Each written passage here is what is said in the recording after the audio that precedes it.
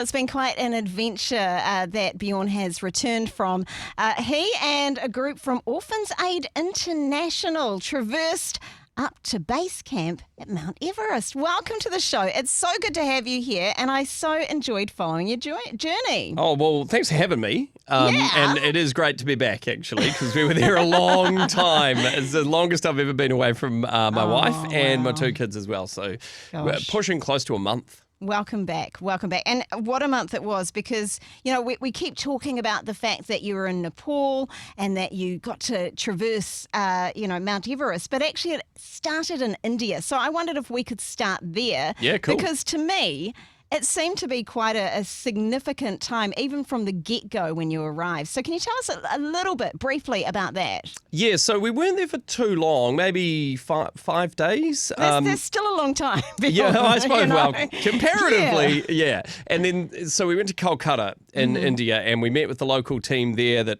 Orphans Aid works with, and we saw a lot of the feeding programs. We got to see some of the schools that they've set up, where they look after a lot of the kids who get overlooked.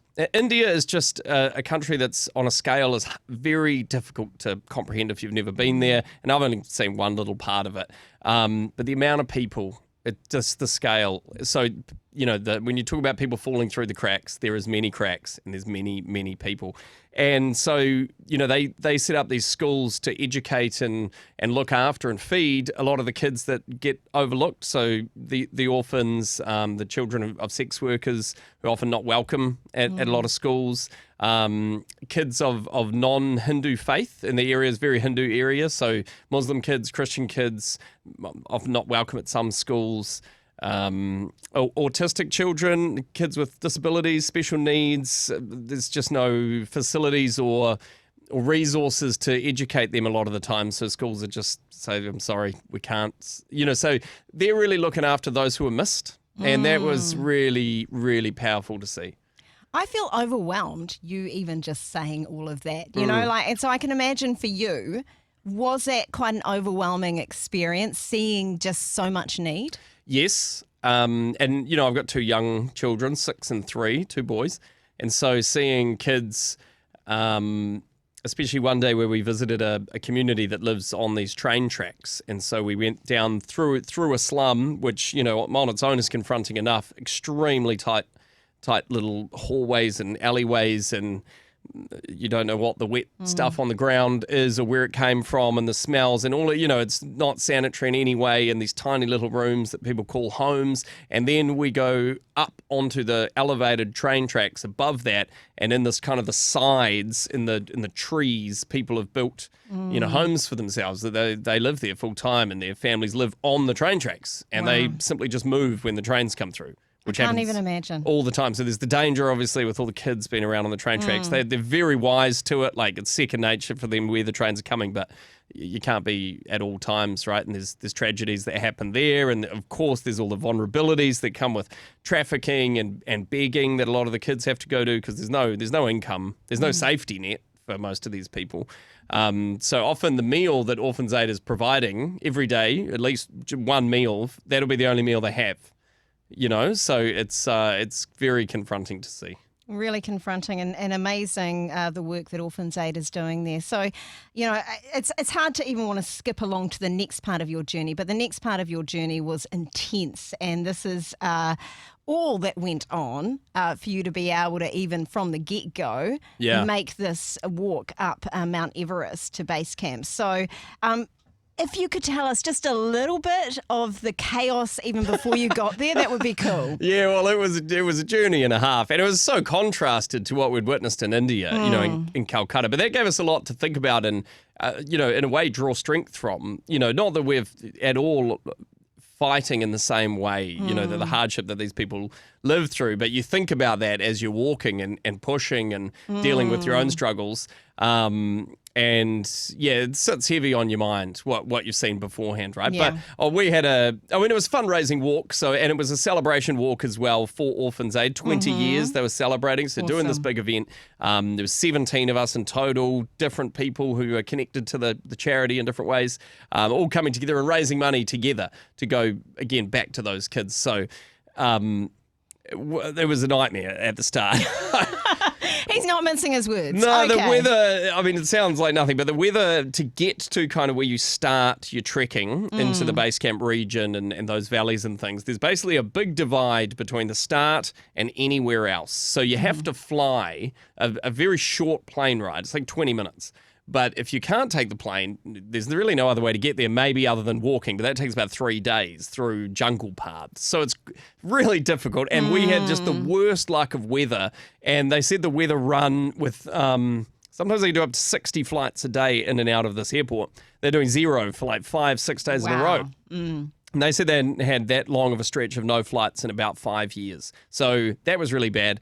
We almost got to the point where we were going to have to can the whole thing and come up with a new plan, because you need a certain amount of time to climb to base camp based on how long it takes. And we'd used up all of our rest days, our acclimatization days, just sitting around in an airport waiting. Wow. And we finally managed to get in and start the journey. But it meant that we had no days to stop and let your body get accustomed to where you are, and that helps you prevent the altitude sickness. Okay. We just had to push on each day, and it was difficult. And you have to go slow and not push too hard, because you're then at risk of getting sick and all these other things.